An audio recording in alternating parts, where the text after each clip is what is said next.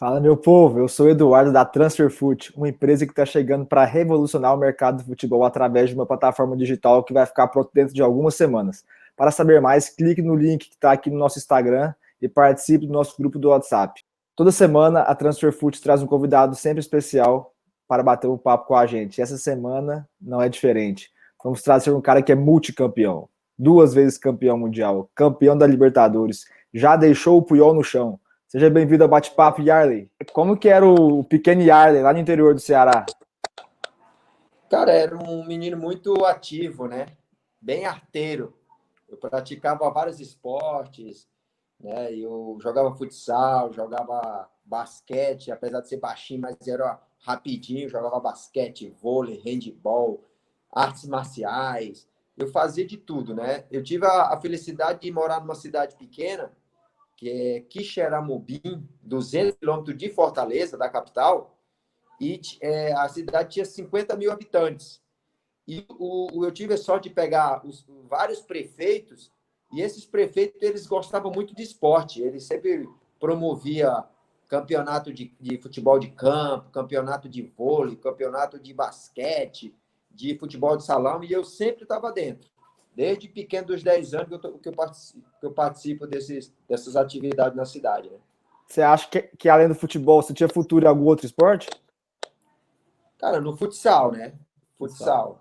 É, tudo com os pés, né? Com os pés, com certeza, eu mandava bem.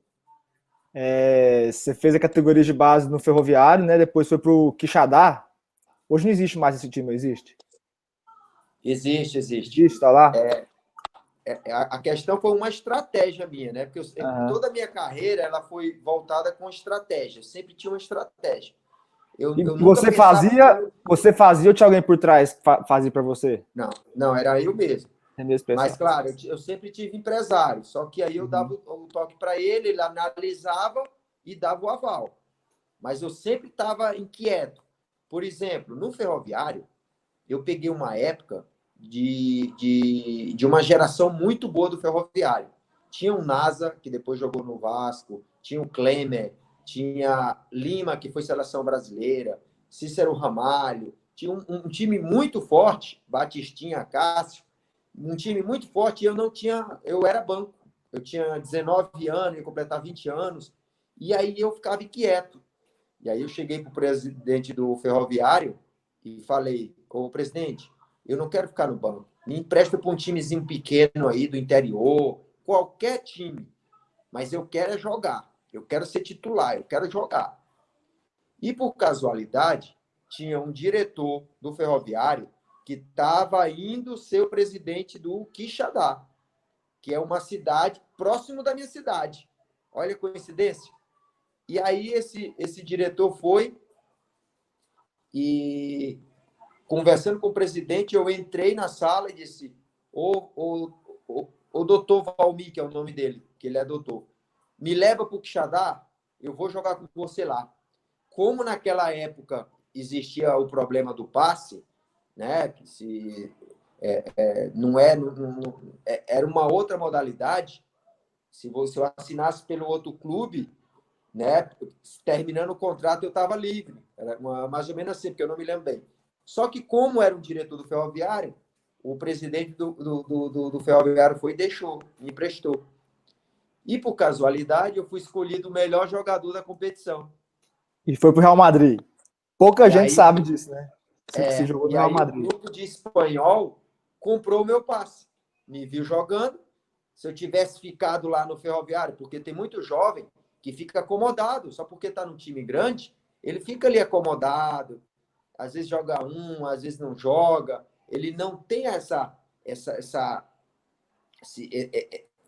aventura, né, desbravar, de ir lá e jogar, né, de passar dificuldade, né, de passar dificuldade mesmo, que eu passei muita dificuldade nesse ano, porque o time era pequeno, mas o que eu ganhava eu investia em mim, né? Eu comprava a melhor chuteira, eu tinha suplementação naquela época eu já comprava. Naquela época a suplementação era polivitamínico, era Não vitamina existe, C. não existe isso que tem hoje em dia. Não existe. Mas foi uma estratégia que deu certo. E você foi direto para o Real Madrid? Como é que foi essa transação? Pois é, esse grupo de espanhol, ele tinha muita influência na Espanha. E aí, ele conseguiu um teste no Real Madrid. Ah, foi de Praticamente teste. eu já estava acertado, mas o treinador do Real Madrid, que era um argentino, que se chamava Herrera, foi, e por ele ser um pouquinho ressabiado com o brasileiro, ele disse, não, eu quero ver ele primeiro, mas já tinha assinado, só que ainda estava na mão do diretor. E aí, com uma semana, o Sérgio Herrera falou assim, ei, pode colocar na federação a ficha dele, que esse garoto aqui vai ser muito útil. E assim foi. E aí eu acabei dando sequência. E quem era o time B lá do Real Madrid junto com você? Parece que tinha um pessoal fraco. Eu tive a felicidade de jogar com jogadores que depois foi mundialmente conhecido, né? O Samuel Eto'o, fazia eu e ele no ataque, o Guti, Raul, centroavante, o Casillas, né? O Cambiasso, Só César fera. Prates jogou comigo, né? Que ele era, naquela época, ele era o titular da seleção brasileira, o César Prates. Foi comprado com o Real Madrid, só que ele jogou um jogo com o Real Madrid e ele não se adaptou bem. E aí mandaram ele para o time B para ele pegar ritmo. No time principal, a gente tinha o Roberto Carlos, o Seedorf, o Hierro, Mijatovic, Suker, o croata. Não, era um timaço. Redondo, que era um volante. Desses daí que você falou, qual que você acha que era o mais diferenciado dentro de campo? Cara, eu gostava muito do Seedorf. Naquela época, o Seedorf tinha 22 anos. Ele era um ano mais velho do que eu só. 1 ano, 2 anos mais velho. 1 ano só mais velho do que eu. Ou era a mesma idade, uma coisa assim. E ele estava no time principal. Eu disse assim, rapaz, se esse cara tá aí, eu vou também. E às vezes o nosso treinador era o italiano Capelo. agora, Capello. E aí o Capello me levava às vezes para fazer uns coletivos, porque eu era o mais velho do time B e era o mais forte. Então eu aguentava o tranco do time principal. E aí ele me levava às vezes. Só E que chegou a aí jogar ou não? não, só treinei. Não, só treinou. É indiscutível sua habilidade técnica, inteligência dentro de campo, força. Por que você acha que não deu certo? Não fez tanto sucesso na Espanha igual você fez no Brasil? Por culpa de ser estrangeiro, né? Tinha um limite de estrangeiro lá. E aí, quando eu dei entrada na papelada para me se naturalizar espanhol, o rei foi e mudou a forma de 3 anos para 5 anos. E aí ficou inviável. E aí eu não. O Real Madrid estava esperando eu me naturalizar para me dar continuidade no time de cima, sendo comunitário. Só que lá já tinha 6 estrangeiros. E eu era o que estava mais próximo, porque eu era só 3 anos. E aí ele mudou para 5 anos, e aí o Real Madrid me emprestou para outro clube. E aí eu não tive vez, porque já estava ocupado todos os estrangeiros lá. Você voltou para o Brasil e foi para o Ceará. Você é torcedor do Ceará, fez muito sucesso em 2001, 2002, o melhor ataque da história do clube, né? Como é que é para o torcedor virar um dos maiores ídolos do seu time de coração? Cara, é assim, eu voltei mais porque, justamente por isso, porque eu tive bons treinadores na Espanha, eu aprendi muito, né? E eu queria jogar time com massa, eu gostava muito de torcida. E os times da Espanha de segunda divisão, e tinha uns times de primeira também querendo, mas time pequeno e tal. Eu falei, não, cara, já deu aqui para mim, eu vou para o Brasil, vou começar de novo lá, jogar nos times que eu tenho sonho de jogar, vontade de jogar, com a torcida, com aquele estádio lotado. E assim foi. Por quê? Porque eu vinha de férias para o Brasil e eu via o estádio Castelão lá no Ceará lotado. Eu falei, cara, eu vim jogar é aqui. E eu ficava com essa vontade. Eu passei 4 anos na Espanha e toda vez que eu via no meio do ano, eu via aqueles estádios lotados, que eu acompanhava os jogos e eu via aqui o time de primeira divisão aqui no Brasil. Eu falei, não, eu vou voltar para cá. E Não, assim foi. na Espanha, na Série A lá, a torcida já é fraca, não canta, imagina em Exato, é Série só B, os em Série times C, grandes. não dá. É só o time grande, porque eu nunca fui assim muito apegado ao dinheiro, assim, não, tem que ganhar Uhum. dinheiro, tem que estar na Europa. Não, eu não. Meu negócio era estratégia. Eu queria fazer história, eu queria conquistar título, eu queria entrar para a história sempre do clube. O meu objetivo era esse. Para hoje, que eu parei de jogar, eu tá aqui, ó. A gente conversando, falando da história, que é uma história muito bacana. Não me arrependo de E nada. você é ídolo não é em um time só, você é ídolo em no mínimo 4 times.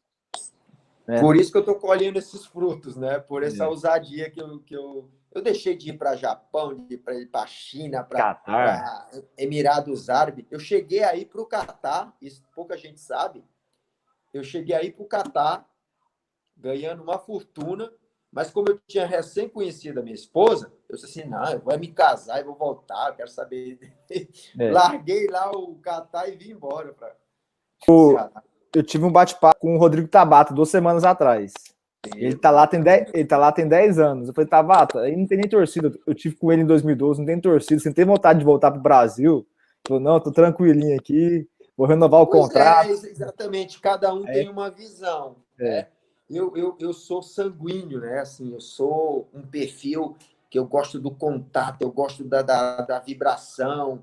Eu, na maioria dos times que eu passei, eu fui capitão porque eu não conseguia entrar em campo se não fosse para vencer, se não fosse para brigar pelo título, né? Eu ver algum jogador triste, ou um jogador que não estava dando 100%, eu ia lá, porque, cara, essa nossa profissão ela é curta, e se você não viver ela intensamente, você depois se arrepende, fica doente, como eu vejo muito jogador doente, com depressão, porque fizeram mal escolhas, ou não deram 100%, ou fizeram alguma bobeira, porque essa nossa profissão ela é incompatível, é renúncia, é incompatível com a bebida.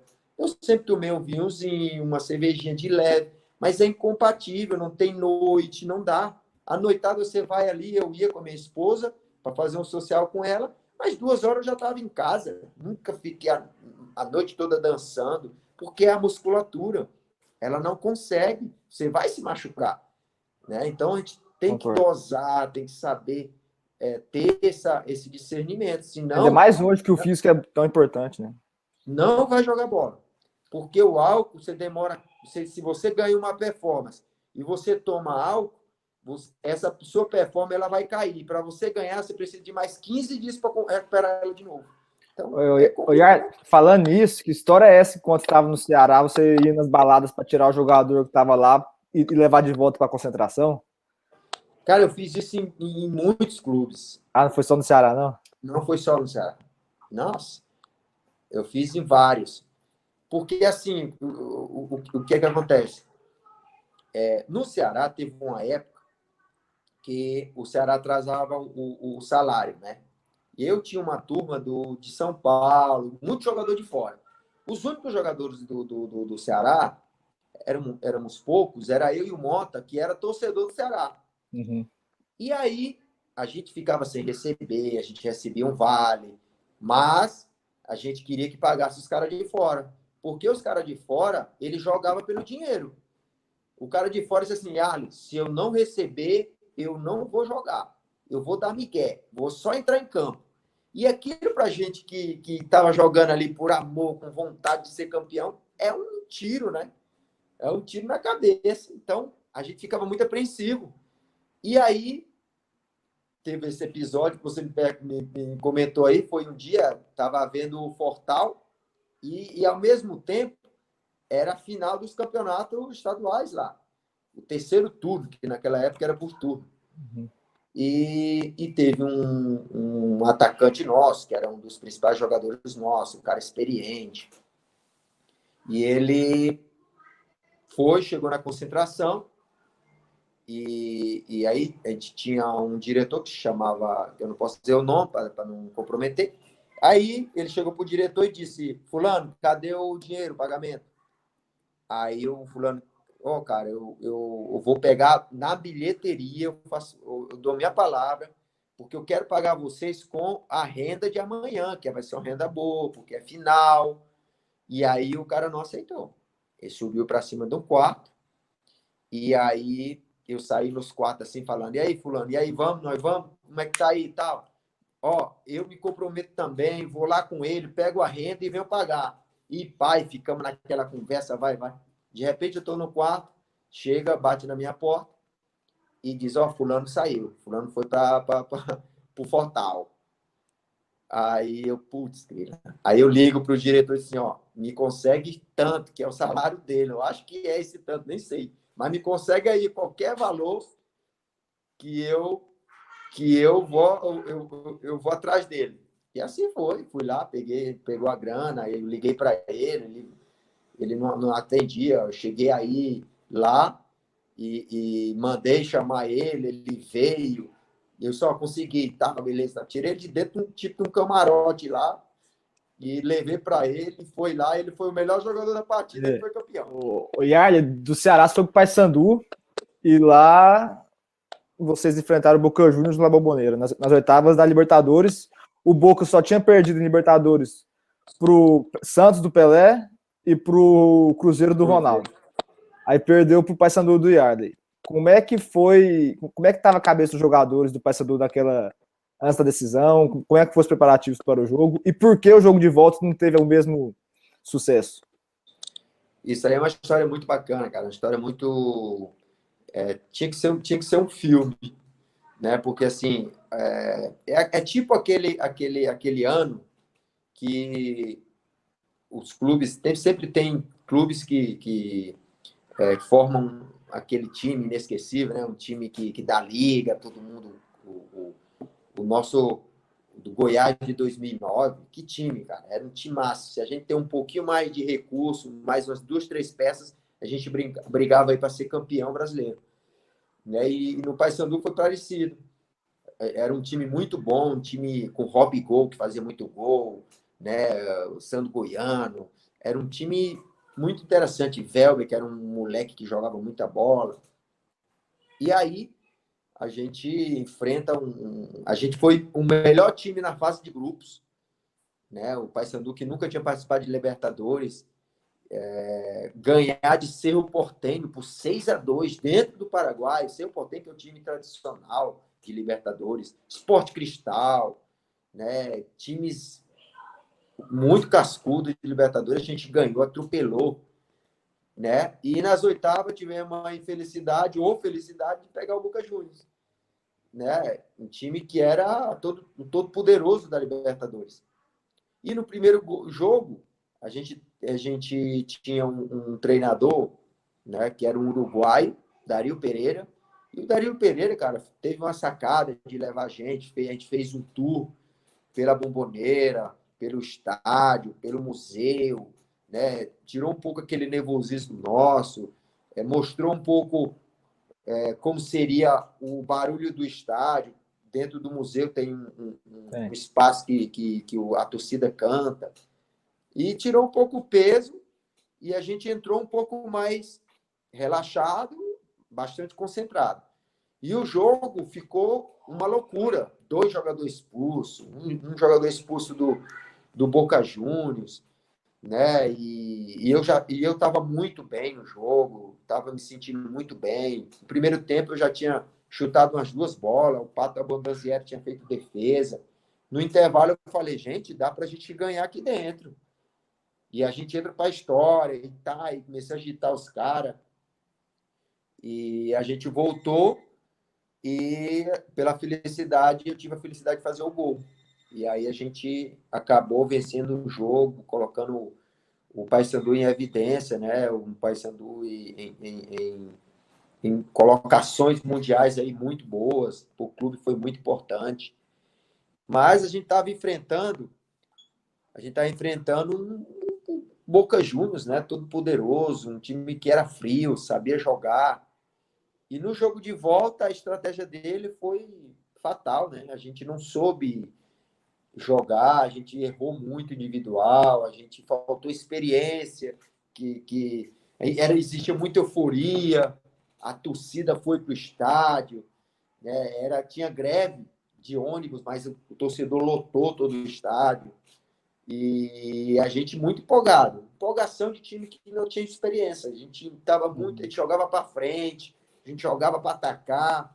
E assim foi. Teve um momento do jogo que a gente estava 3-1, a gente estava se classificando, podendo segurar ou fechar mais a casinha e tal, mas não, a gente fez pênalti, a gente atacou, abriu espaço. E o Boca Juniors, muito inteligente, nos soube ganhar. A experiência essas horas conta muito. Muito. Mas por causa desse jogo, você foi transferido para o Boca Juniors. Como é que você resume sua passagem nesse time? Foi espetacular, né? Era tudo que eu estava precisando, né?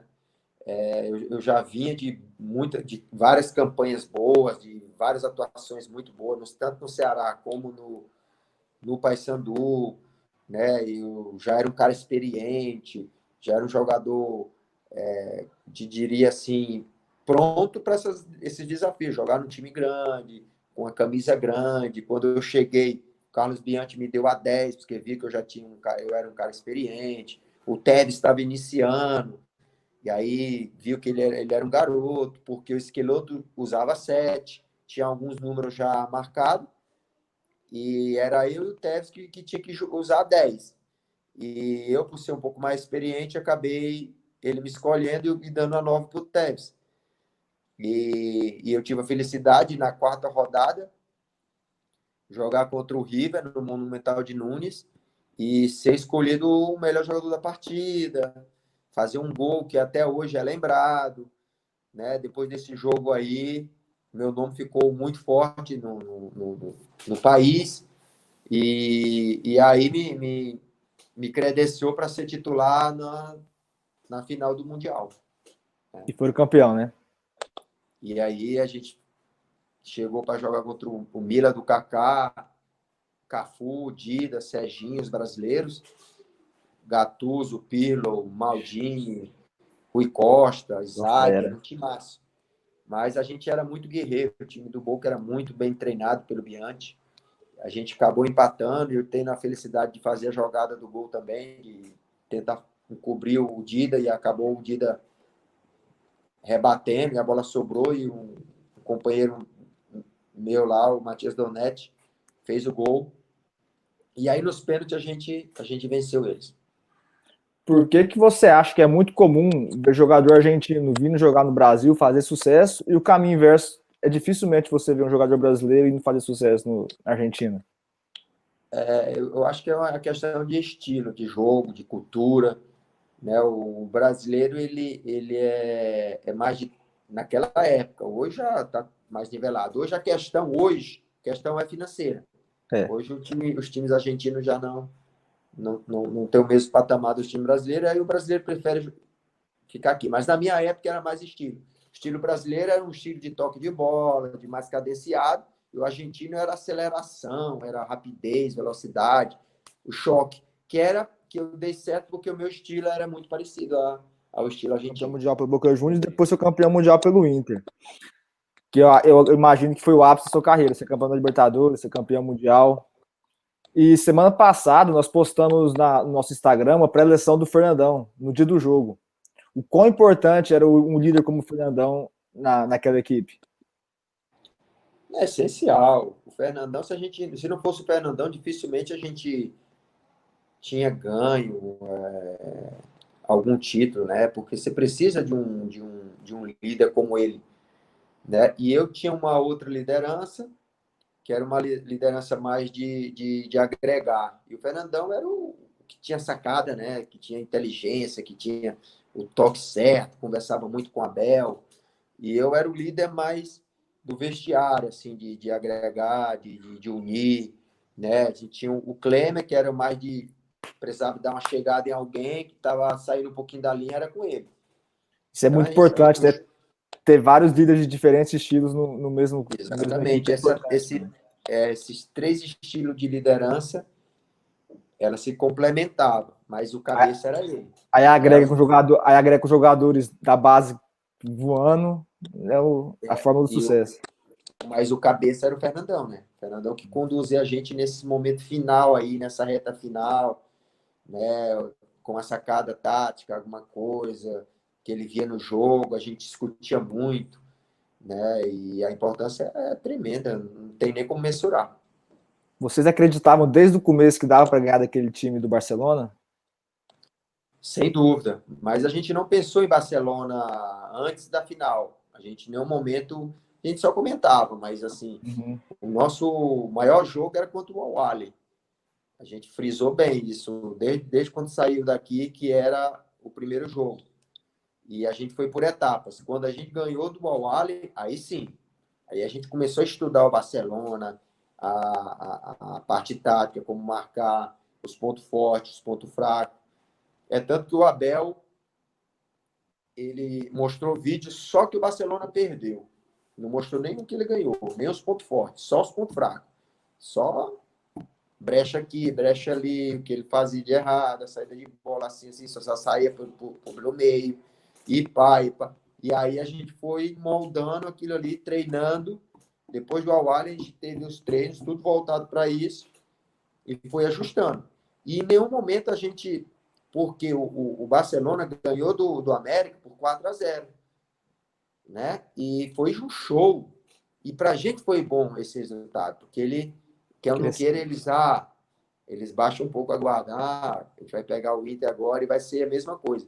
Só que a gente marcava completamente diferente. A gente tinha um time muito mais marcador, mais forte na marcação, né? E a gente tinha muito mais qualidade, né? A gente tinha jogadores como Alexandre Prato surgindo, com um potencial muito grande, né? Então, a gente preparou muito bem o jogo do Barcelona. E a gente foi para jogar sem medo, respeitando, até mesmo porque o meu título com o Boca Juniors ajudou muito, né? Porque o meu discurso, os caras olhavam para mim e diziam assim, esse louco tá falando, é verdade que ele viveu isso, né?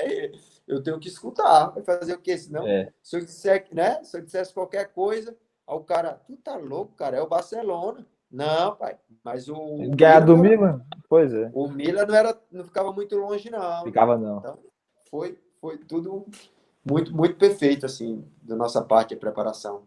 O Yar, tem 14 anos que eu tenho vontade de fazer essa pergunta para você. Chegou a oportunidade agora de fazer. Você passou do Puyol, deu uma caneta nele, olhou para frente, tinha o Gabiru na esquerda e o Luiz Adriano na direita. Por que você tocou pro Gabiru? Não é só você, não. Tem milhares de pessoas que me perguntam isso, que quer saber, e as que já perguntaram.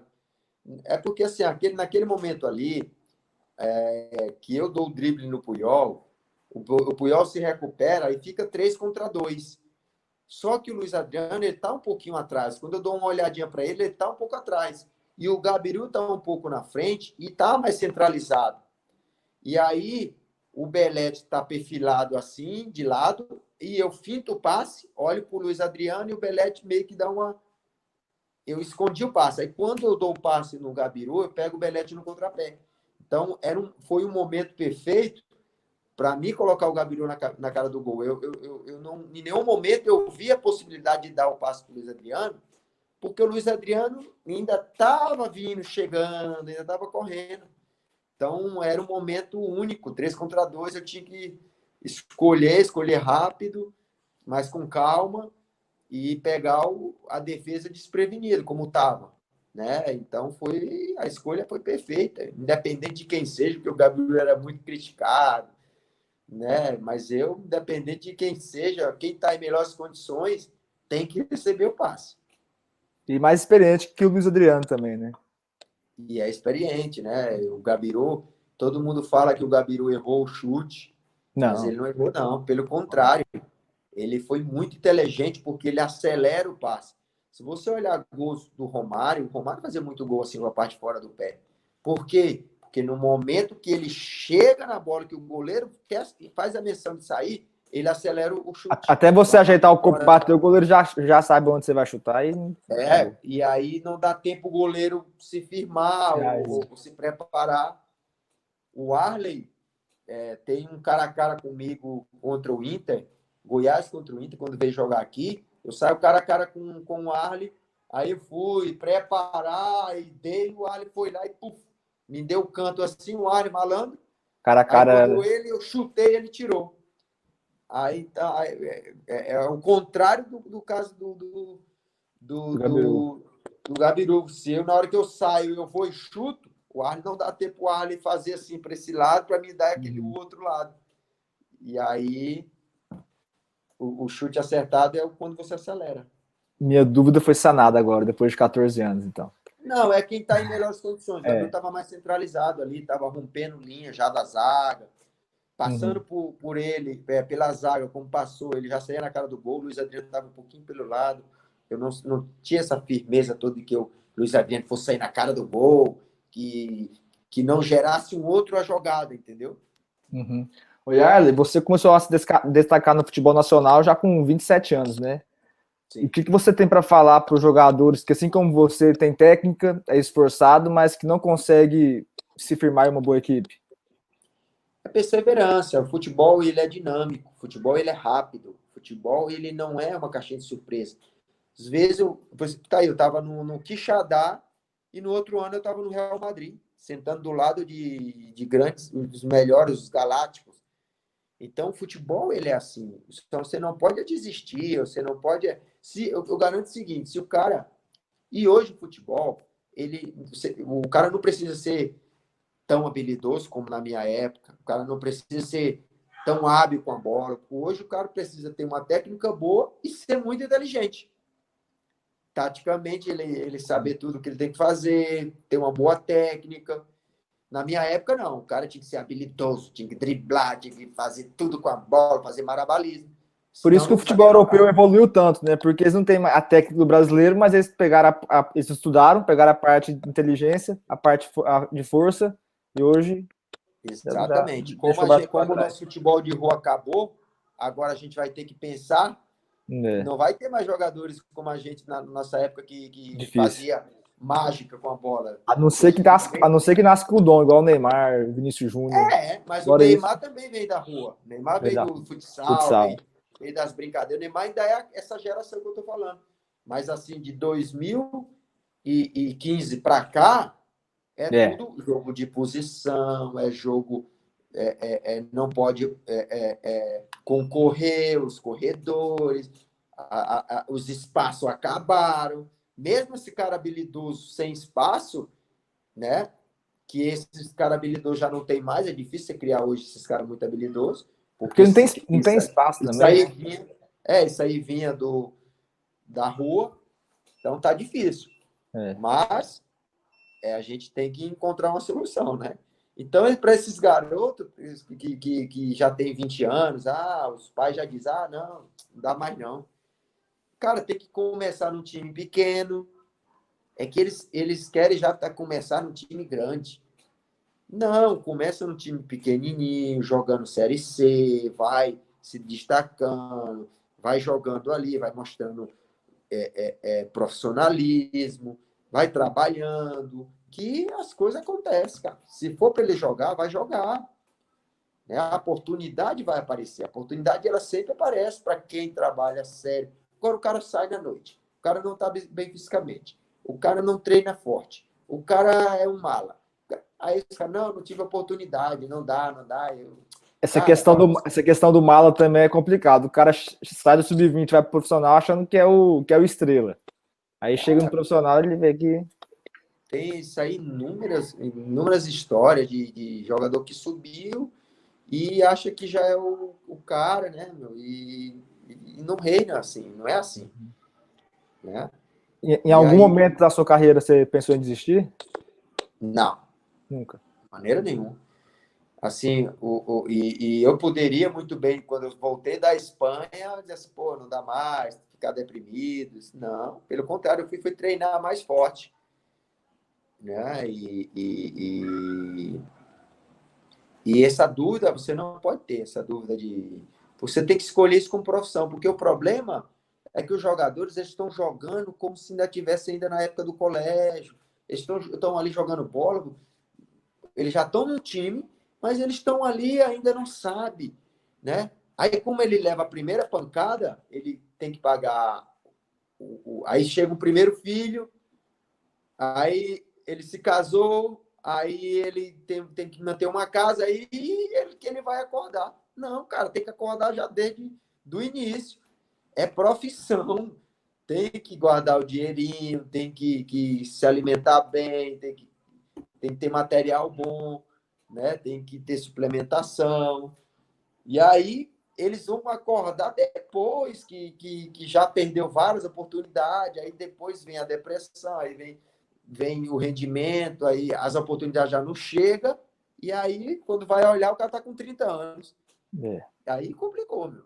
Hoje Aí, você está nas categorias de base do Inter, né? Qual que é a sua função específica? hoje a gente tem um departamento aqui que se chama Aprimorar, né? Aí eu coordeno esse programa, que é um programa que trabalha a parte técnica dele. A gente escolhe um grupo de elite em cada categoria e trabalha com ele.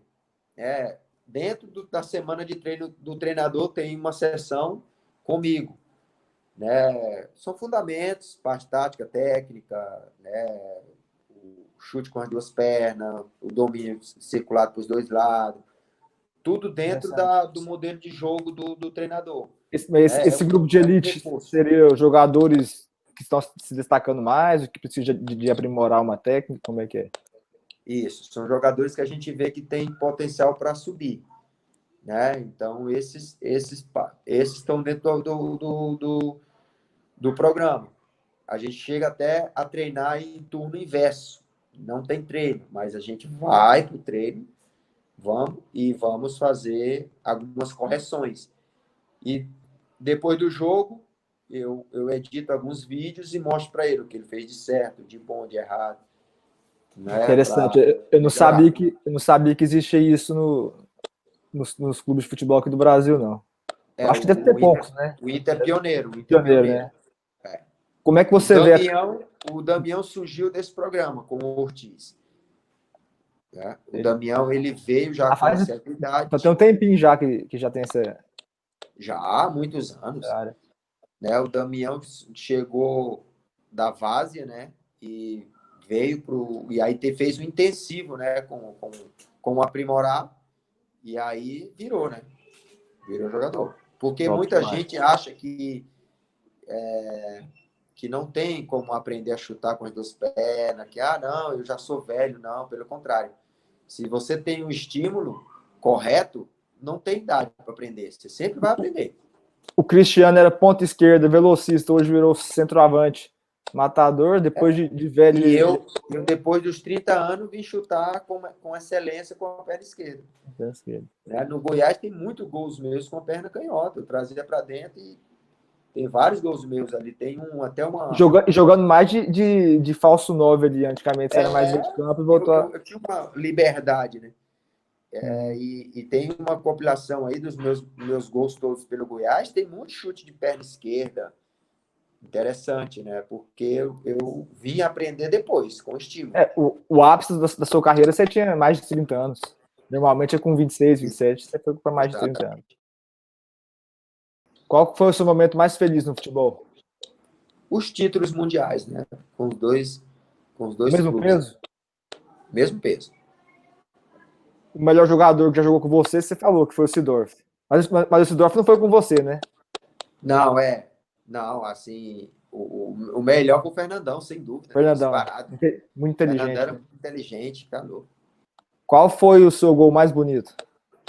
Foi um gol de bicicleta que eu fiz dentro do Beira-Rio contra o Vasco. Qual clássico você prefere jogar? Ceará e Fortaleza, Goiás e Vila, Inter e Grêmio, Corinthians e Palmeiras ou Boca e River? Isso aí é interessante a gente pegar tocar no ponto, porque assim, as pessoas querem comparar os clássicos, comparação. Uhum.